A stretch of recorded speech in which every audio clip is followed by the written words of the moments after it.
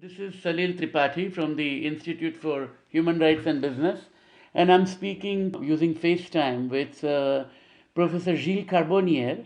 He is a professor at the Graduate Institute of International and Development Studies in Geneva, and we have known each other for a long time. He used to work with the International Committee for the Red Cross and Red Crescent, and we did a lot of work together on human rights in conflict about 10 years ago. So it's wonderful to talk to you, Gilles, again. You have written, of course, this book called Humanitarian Economics: War, Disaster, and the Global Aid Market. Can you briefly tell us what humanitarian economics means?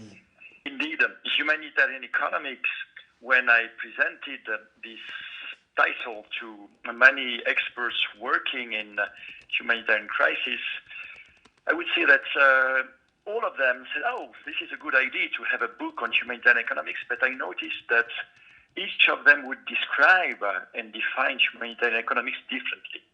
So the way I describe it is actually that humanitarian economics covers a field that is concerned with the economic dimensions and the political economy of humanitarian crisis. And when I say humanitarian crisis, I mean situations of war and disaster, and I include humanitarian responses as embedded in war economies and disaster economies. Now, the whole rationale of economics is, costs and benefits, that you may have unlimited wants, but the means to use are usually limited and limited by costs.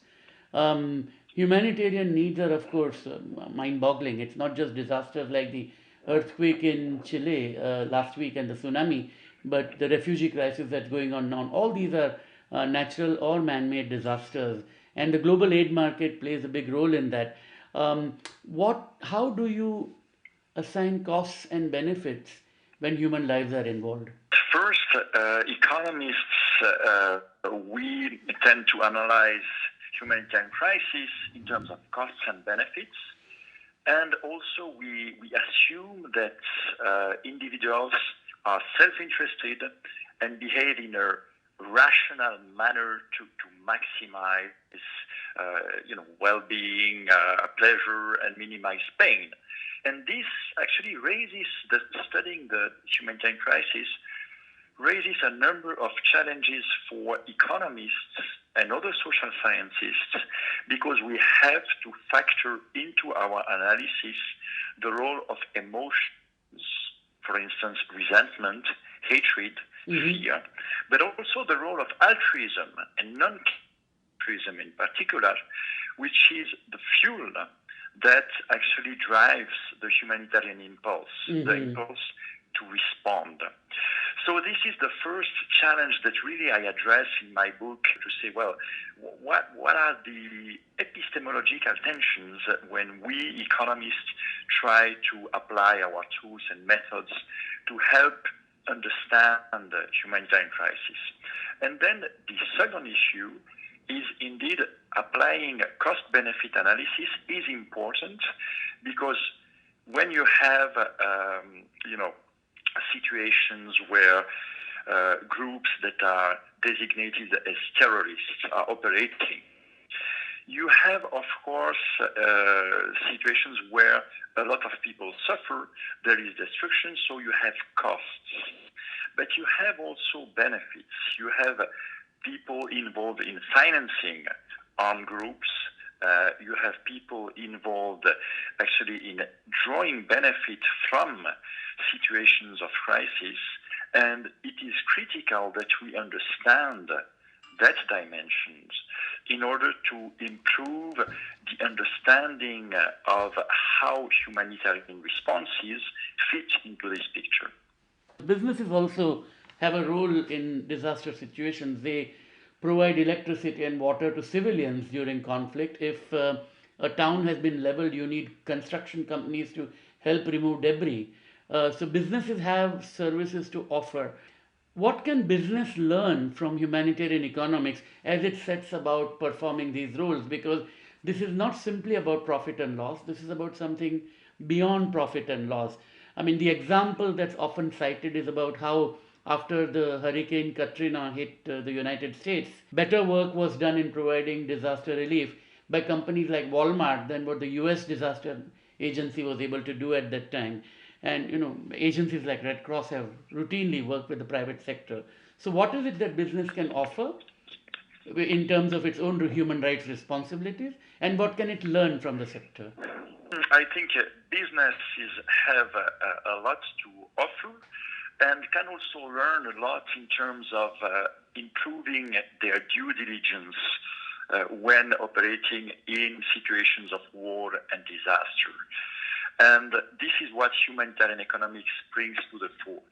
First, when we say business, we really have to do away with this kind of unitary vision of business as a monolithical entity.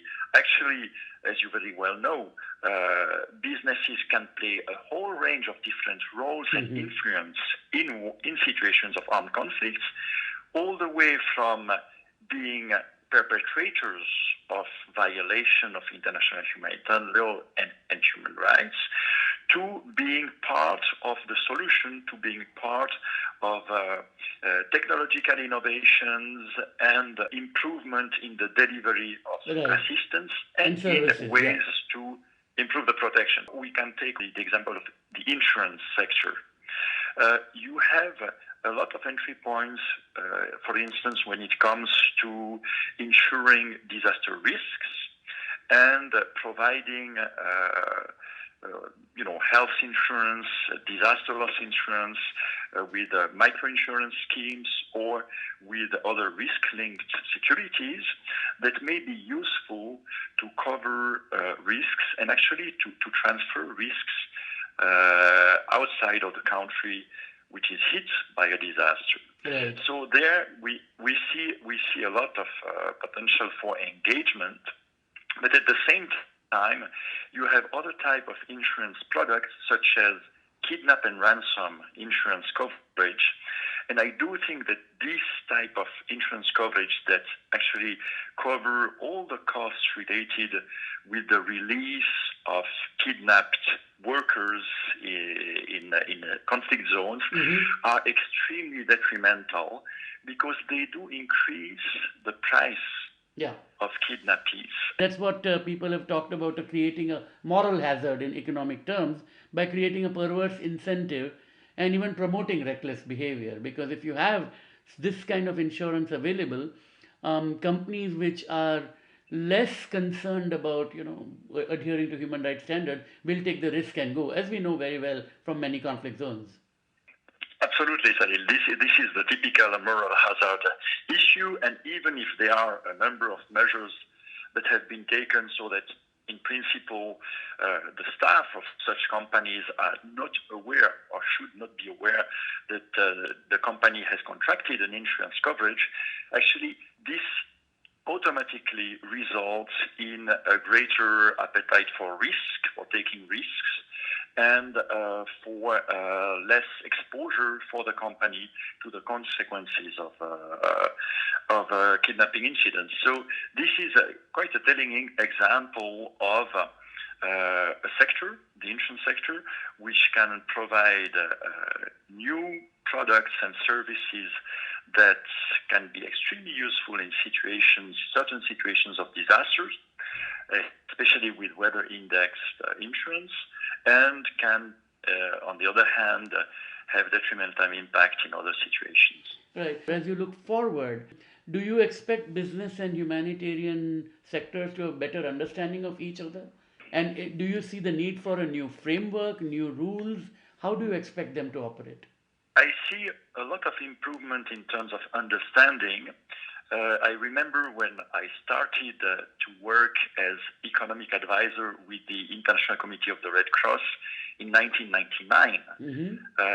To be an economic advisor with a humanitarian organization was seen as something, hardly anyone would really understand what it's all about. And we started engaging businesses on two fronts.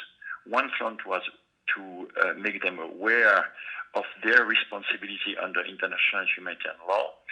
And the other was to see with other companies how far to what extent we were able to establish partnerships that would enhance humanitarian outcomes. And what I think where we have done some advances, some progresses, is in framing the terms of exchanges.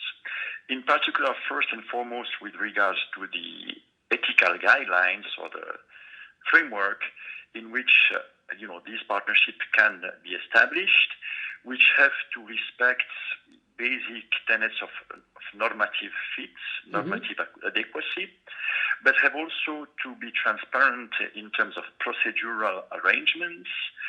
And at the end of the day, what is also a legitimating factor is whether it improves humanitarian effects and impacts in the field or not.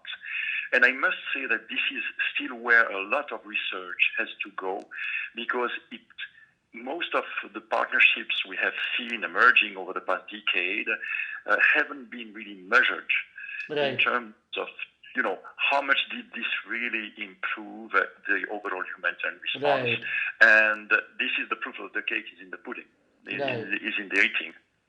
No, absolutely. And what you say has also a broader lesson for human rights in general, which is to sharpen its own economic thinking about how economics can help human rights and how the two are not spread apart. Because as a student of economics myself, I've often found that the two streams talk as if they are parallel to each other and not meeting. So your book is a very signal contribution. I'm really glad it's come out, and I wish it all the best, and I hope more and more people read it. Thanks very much indeed. Thank you very much, Salim.